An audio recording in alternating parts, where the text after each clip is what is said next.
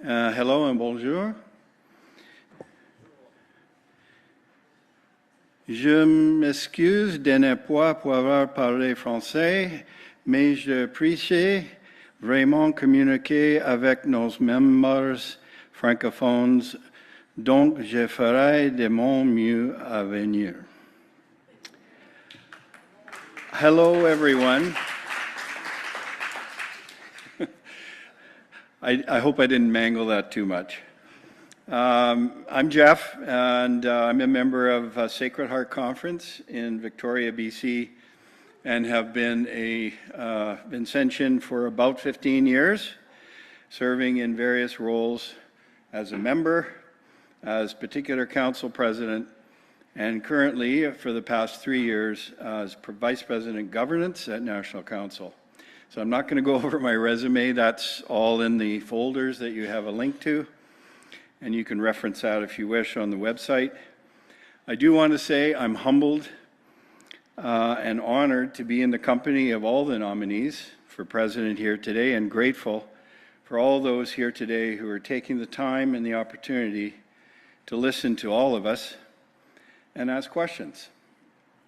I think it's wonderful. There are 3 qualified candidates here, and it's been my privilege to work with all of them on National Council over the last 3 years.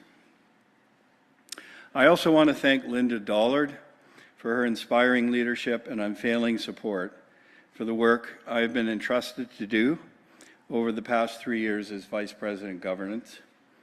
I've learned much from Linda, especially about listening to the membership, responding to their concerns and ideas, and dealing with members and the board in a fair and balanced way, always reflecting our Vincentian values. So thank you, Linda. I've also learned a great deal about our wonderful organization, the great variety of good works we do across this big country, and the amazing people that keep our society relevant to the ever-increasing needs in our communities. Also, I've had the privilege to be a CGI, that's our international organization, special delegate working with our sister organizations in the Americas region to provide assistance to our brothers and sisters in countries facing disasters and other urgent needs. As VP Governance, I feel I've been able to help make significant progress on developing and leading initiatives that will help keep our society strong and effective. This includes a wide variety of governance-related issues over the last 3 years, such as responding to the need to address the many risks facing the society in our increasingly complex world. I've initiated and/or led a number of initiatives to review our bylaws through the National Bylaw Review, in order to ensure bylaws of our councils are aligned with both the rule and the requirements of federal and provincial laws and regulations. Also, revising and proposing guidelines such as insurance guidelines, home visit guidelines, and currently a safeguarding policy that will soon be communicated. These policies are meant to help manage risks facing the society and strengthen the governance of our society that faces so many challenges in responding to risks, government regulation, changing needs of those we serve. Through a new national governance renewal initiative, we are renewing the structure of our society in Canada to ensure we have the proper authorities in place to ensure continued compliance with federal CRA rules, manage our risks, and put in place legal agreements with all incorporated councils in Canada to better align bylaws, not-for-profit laws, and the rule. And some of those legal fees are related to this work that we need the assistance of our lawyers with over the coming year. Working closely with Linda, I've also been deeply involved in helping resolve occasional disputes and differences among our members and councils, as hard as it is to believe that anyone in our society has a disagreement. We occasionally do, and so I try to help mediate those agreements, come to mutually satisfactory outcomes and help increase solidarity of the society and to strengthen our frameworks and processes and promote the smooth functioning of the society in Canada. I've enjoyed my time on National Council, especially working with the outstanding and very talented National Council Board, increased my knowledge of the society, its members, and many activities, special works we do across Canada. But especially, I've been impressed with the passion and dedication of our members in their conferences, which has been incredibly inspiring. So let me talk a little bit about my priorities if I am elected as your president.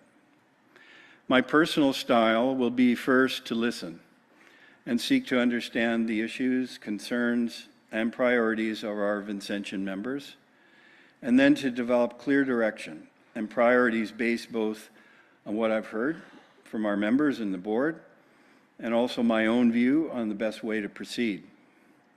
I'll be guided by my experience, by our Vincentian mission and values, and by my personal values, which include integrity, honesty, fairness, compassion, and effectiveness.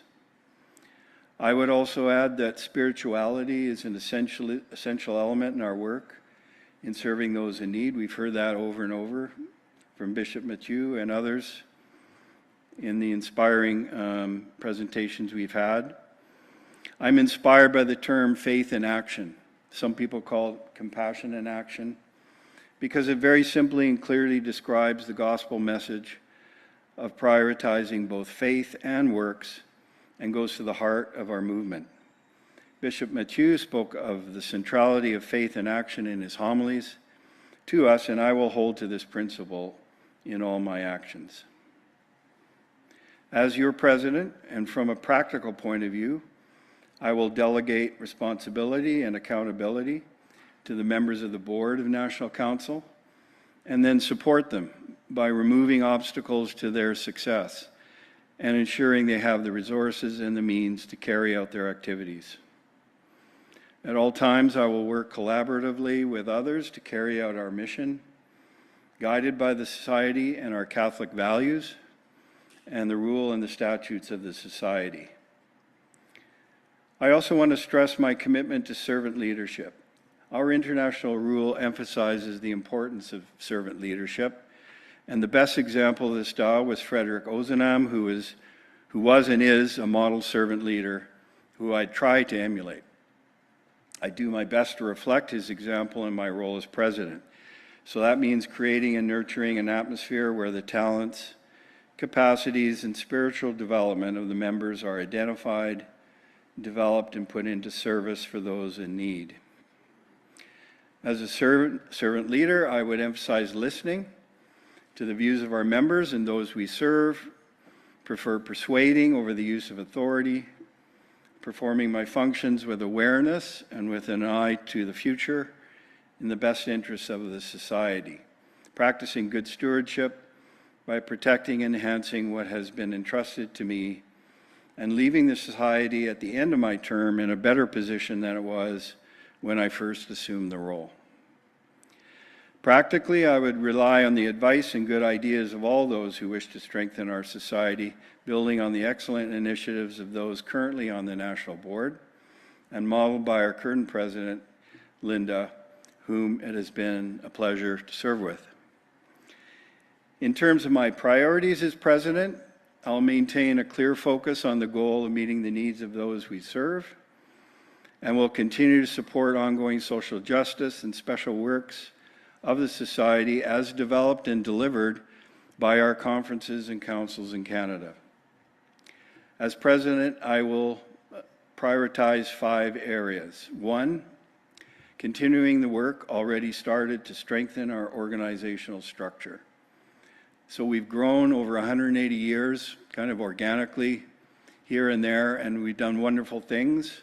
But it's time now, given the changes in regulations and expectations around risk and managing risks, that we revisit our organizational structure in Canada. So I would like to continue to do that, to improve governance, reduce those risks, and improve our organizational effectiveness across Canada. And number 2, membership rejuvenation. I'd like to look at stemming the steady decline in membership in conferences by promoting membership recruitment initiatives to rejuvenate conferences, leadership development, expansion of youth conferences and attracting young adults. I'm going to modify that right here now because I heard from Paul Rossetti and his wonderful family that it's about attracting families. If you get the families, you get the youth. So I'm going to make that change. And expanding membership to include all those who believe in our mission and values. Thirdly, spiritual formation and formation in general, I think it's extremely important. We recognize as Vincentians we're called to a vocation. And so we need to provide more opportunities to support formation of our members and encourage strong relations between St. Vincent de Paul and our diocese and parishes as well. Fourthly, fundraising. Modernize and develop our fundraising activities. We've already started on that road, but continue on by seeking new sources of funding and developing innovative events and initiatives to expand the reach of our programs so we can help more people. And lastly, communications, both internal and external, effective communications to our neighbors in need, to donors, to funders, members, supporters, and partners is essential to sustaining ongoing support for the work we do. We need to talk about the good things we do to Canadians and to those in need and let them know we're out there. And I'll advocate for developing a robust communication strategy for St. Vincent de Paul Canada. So that's those are my priorities, and I think that concludes my presentation. Thank you very much for listening. I needed a prompt, so I have a little slideshow. So I will tell you that I'm doing it all in French. No. Encore une fois, je m'excuse auprès de la communauté francophone. Pour les raisons d'efficacité, entre guillemets, je vais faire ça en anglais. Et for the English community, you may find sometimes that I use funny words in English or funny sentences. So there you go. I want to present myself by using a tool that Father Paul Abbas, that is known in Newfoundland, taught me when I was with Big Brothers and Big Sisters of Canada. I liked him, so I have a little emotion in talking about him. He was a man, he died 2 years ago. Michel knows him, and he was a very high spiritual man, and also he really taught me a lot of things. And one thing that he taught us was a tool that we call the 4 pillars of involvement. And to honor him, I want to present myself by using that tool. So that tool is to help us to reflect on our choice of getting involved and why and how. So we'll start with Keepers of the Flame. Father Paul explained that the mission is the flame of the organization, and the choice of getting involved in it is because the flame attracted us, called us, and speak to us. If we decide to answer to that attraction, that calling, we are taking responsibility of becoming keepers of the flame by keeping it alive and strong. What attracted me to Société Saint-Vincent-Paul? Why am I a Vincentian? I started as executive director of Montreal Central Council. I was attracted to its mission and its vision, which resonated with my Catholic foundation. I was impressed with the fact that La Société Saint-Vincent-Paul had 165 years at the time that I started in Quebec. You know, that's a lot of years when you think about it, and I still am impressed with that. And it's the variety of ways that we did it that impressed me as well. As I discovered, as I got to know Société Saint-Vincent-Paul, is how the members and the volunteers were and are engaged and determined. we have to admit, I had to admit as a executive director, that I often felt an ache. I could see that our members and volunteers were getting older and conferences were closing. That ache came from that less neighbors in need were going to be served. I still feel that ache, and as we are, I'm nervous, so as we all know, recruiting members is a real challenge everywhere in Canada. We need to find ways to do so. Some conference could tell us their story of success, how they adapted, how they set some process in place to attract and retain volunteers. You may ask, why did I stay if I felt that ache? Father Paul said something about this pillar that stayed with me. Sometimes it is the ache that makes us get involved, because we want to find ways to keep the flame burning. Being in the Saint-Vincent-Paul is a way to adapt, so I can make sure that we are helping as much people as possible in our neighbors in need. Once I retired as an ED, Jean-Noël called me and asked if I was interested to be on the national board and work with Linda. I said yes, because I hoped that I could keep the flame strong, more attractive to potential members, leaders, and donors. As I'm sitting on the board, I discovered a different ache. I realized that Saint-Vincent-Paul is a divided organization in our way of express our beliefs. To our work of the Strategic Planning Committee, I saw the depth of that division. In some part of the country, members and volunteers continue to work of serving our neighbors in need without the traditional support of the church. They are doing it by adapting to the reality of the situation. In other parts of the country, members and volunteers work hand in hand with the church. And I saw that these differences sometimes create tension, because we undermine the commitment of each other and forget that the core of the Saint-Vincent-Paul work is to serve the people in need. We are known for this, and we should be proud of that. What came so clear through the survey and the listening session is that our members and volunteers, no matter what, share the foundation of shared values: compassion, non-discrimination, respect for dignity, and committee and engagement and collaboration. As president, I will not try to convert one part of the organization of the belief of the others. Even if I wanted to, I would not succeed, and frankly, I don't believe that it would be a good thing to do. I strongly believe that we need to focus on our values and our will to build strong and safe community for everyone.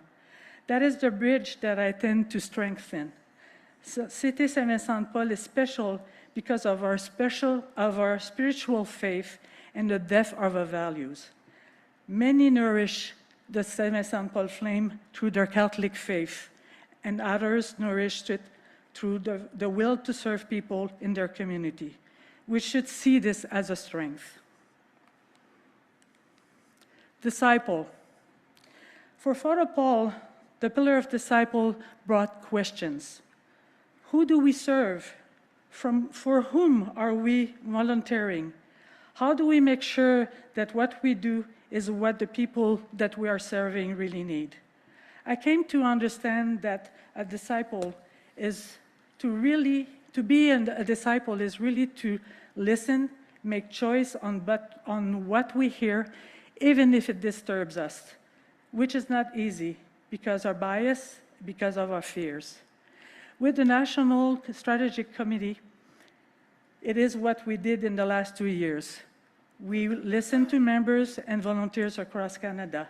I also know that many conferences and members at different councils have listened to the people they serve. They serve to their communities' need based on what they heard They organize different programs, create partnership, and look for different ways to recruit members. It is the leadership that needs to listen to the membership. Are we listening to our donors, our partners? Do we exclude potential members, partners, and donors because we don't like what we hear? As a president, I want to be a good disciple, a good listener. I want to understand and clarify who Société Saint-Vincent-de-Paul serve. I want to build bridges between different ways to understand our organization and its mission. As I mentioned earlier, we are a divided organization, and this is why we need to learn to be disciples and listen to each other and see what we can do to serve more and better. For many members and volunteers, being disciple is also to follow and be guided by the Catholic faith in their action. It is important to nourish this because we are a Catholic-based organization. Although we believe that we have to be open to potential members and volunteers, we also have to honor and respect our foundation. It comes back for me to nourish our values and build our action on them. Stewardship. Father Paul reminded us many times that we are not the owners of the Society of Saint-Vincent-de-Paul. We are stewards. We act on the behalf of the people we serve. As members, volunteers, even employees, we have received the organization from Vincentians who were there before us, and we have to pass it on to the Vincentians who will receive it from us. That's our responsibility. As president of Société Saint-Vincent-de-Paul, I will be a steward, and with the board, we will have Société Saint-Vincent-de-Paul and the people we serve at the heart of our decision and action. We have to make sure that we will be able to pass on the future leaders a healthier Saint-Vincent-de-Paul at all levels. We all know some leaders in conference and council that believe that they act as if they were owners. They forget that once they leave, the work should continue. Being steward of the Society of Saint-Vincent-de-Paul is remembering that we are part of a larger entity that is guided by values, guidelines, rules, and the gospel. As a president, I have to make sure that we will remain in this large entity and also make it possible to influence it as well. In this pillar, this is where all the outcomes that we spoke at the beginning of the week comes in, because this is where we have to look at the 4 pillars that we identify: relation with values, organizational structure, leadership, and membership. It is where we build the framework that helps conference and council to be part of a larger community organization and also recognize the regional differences. We are celebrating 180 years of compassion in action. We are still here because we have listened, adapt, changed. We need to remind ourselves that we are stewards, therefore that we need our values and faith alive and strong, so the next generation will receive the help they need. Every member and volunteer of the Society of Saint-Vincent-de-Paul is responsible for passing their conference, their council to the next Vincentians better as it was before. This word, I may say it wrong, so yearning. Yeah, good, okay, thank you. Thank you to Pat. 2 minutes, okay. In French, it's called aspiration of the heart. It took me a while to understand that word because, like, even the French translation that I said is not quite right. That's really a Father Paul word. So he reminded me that when you get involved in an organization, what are you yearning for that organization? What are you hoping for? What do you want out of it? And also, what do you want for you in that organization? That makes it So what I want for Saint Vincent de Paul is not an easy organization to navigate. It is a multi-layer organization that often makes us focus on this structure instead of its mission. I yearn for Saint Vincent de Paul, an organization that nourishes the values and the spiritual journeys of everyone. And I hope that we'll be there another 180 years. I yearn that we find ways to attract more volunteers that as dedicated as you are to partners and also to donors. I yearn that we're changing the social environment so poverty doesn't longer exist. So if you decide to honor me with your vote, this is who I am and this is with what I come for. My dear fellow Vincentians, board members, Linda, Bishop, thank you for the privilege of standing before you today. I do so with humility, with gratitude, and with a heart full of love for the Society of St. Vincent de Paul. And at this point, I want to apologize. I was not given the opportunity to learn French as a child, and so I struggle with that, but I will endeavor to try and learn more. If we were to ask what Frederick Ozanam would say to us today, I believe he would begin with a summons to the heart. Let us go to the poor, let us go to one another, and let us go forward with courage, compassion, and hope. The Society was born because a small group of young Catholics refused to let faith remain only words. What are you Catholics doing about them? Challenged by the suffering around them in a polarized world, Frederick Ozanam and his companions chose action. They prayed together, they became friends in service, and they went out together to meet Christ in the poor. The same fire still burns at the heart of our vocation today. Our mission remains as beautiful as it is demanding, to live the gospel message by serving Christ and those in need with love, respect, justice, and joy. We are heirs to a vision almost 200 years old that is both simple and revolutionary. To see Christ in anyone who suffers, to come together as a family, to stay close to those in need, and to serve with all the compassion and creativity we can offer. That calling matters profoundly in our time. Across our country, many people are weighed down by rising costs, housing insecurity, food insecurity, loneliness, and uncertainty about tomorrow. Many of our neighbors carry burdens that no one else sees. A young person who feels no purpose, a worker who has employment but no dignity, a refugee who feels unwelcome, an elderly person who spends days without human conversation, parents lying awake at night wondering how they will provide for their children. In such a world, Vincentians are invited not to remain at a distance, but to draw near. They are called to listen with compassion, to serve with tenderness, and through our presence to remind those forgotten by the world that they are never forgotten by God. This is why the personal encounter remains the beating heart of our vocation.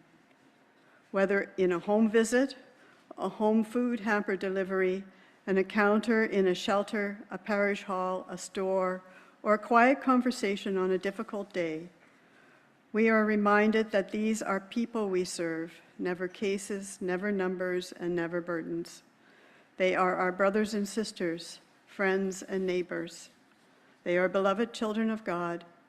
And when we meet them with humility, friendship, and respect, charity becomes something radiant. It becomes relationship. It becomes solidarity. It becomes a living witness to the gospel. In those moments, we do not simply offer help. We offer a sign that love is still alive in the world. I also believe Frederick Ozanam would remind us that charity and justice are strongest when they walk hand in hand. Immediate help matters when someone is hungry. We are moved to bring food. When a family is in crisis, we are called to respond with generosity and urgency.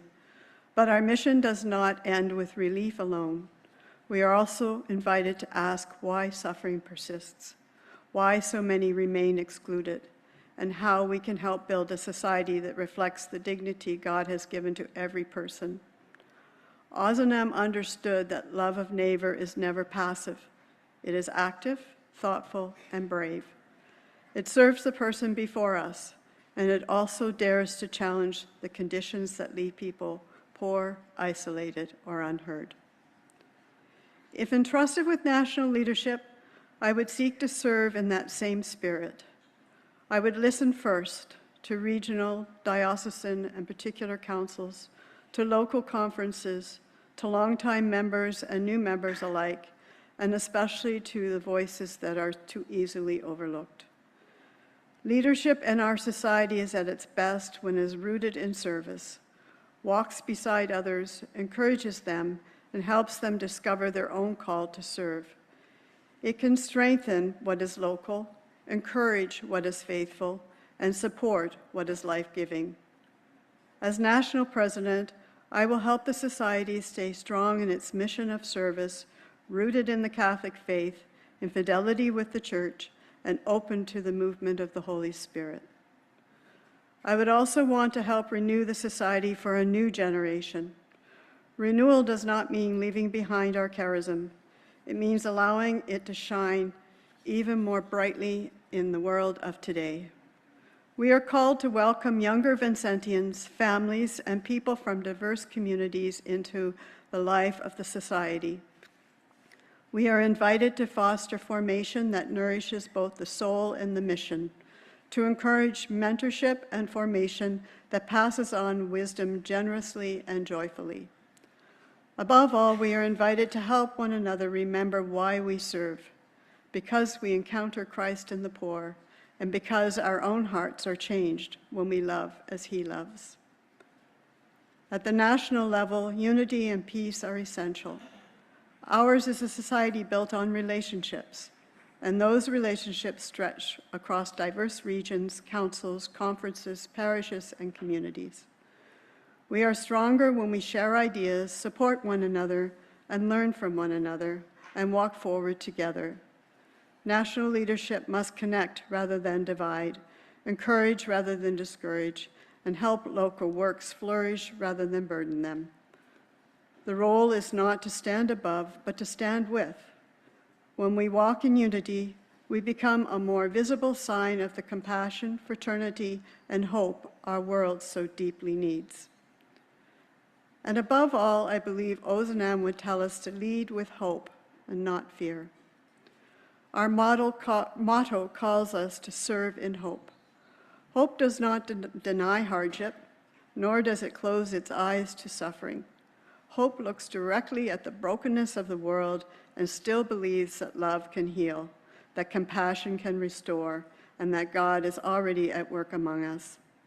Hope is what sends a Vincentian to knock on one more door, make one more visit, prepare one more hamper, and speak one more word of encouragement. Hope is what reminds us that even the smallest act of love can become the beginning of transformation. So if I may leave you with one conviction, it is this: the future of the Society of St. Vincent de Paul in Canada will not be secured by strategy alone. It will be nurtured by hearts set ablaze with the love of Christ. It will be shaped by members who pray deeply, serve humbly, and remain close to the poor. It will be guided by Vincentians who understand that leadership is service, that charity honors dignity, and that justice is part of love. The future will belong to those who are willing to believe that holiness is still possible, that generosity is still powerful, and that the gospel still has the strength to change lives. My friends, let us not be content merely to preserve what we have inherited. Let us renew it with courage. Let us strengthen it with our Catholic faith and Vincentian formation. Let us hand it on with joy to the next generations. Let us rebuild fraternity in a divided world, one encounter at a time. Let us go to the poor not only with bread, but with friendship, justice, and hope.